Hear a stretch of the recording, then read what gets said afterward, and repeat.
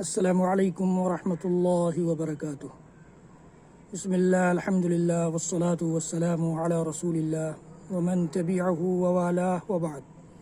محترم بزرگوں، دوستو، اسلامی ماں اور بہنوں، اللہ کے نبی صلی اللہ تعالیٰ علیہ وسلم کی ایک حدیث ہے جس میں آپ فرماتے ہیں کہ الا کلکم راع وکلکم مسئول عن رعیتہ، سنو، خبردار رہو، تم میں سے ہر شخص ذمہ دار ہے اور اپنی ذمہ داریوں کے بارے میں اس سے پوچھا جائے گا، سوال کیا جائے گا۔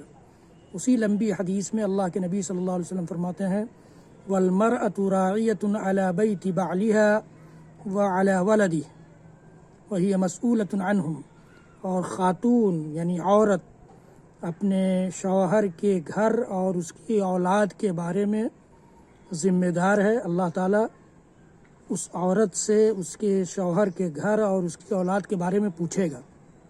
تو میری ماں اور بہنوں، آپ پر جو ذمہ داری ہے وہ گھر کی دیکھ ریکھ کے ساتھ ساتھ اپنے بچوں کی دیکھ ریکھ بھی ہے، لہٰذا اس کے لیے خصوصی توجہ کی ضرورت ہے۔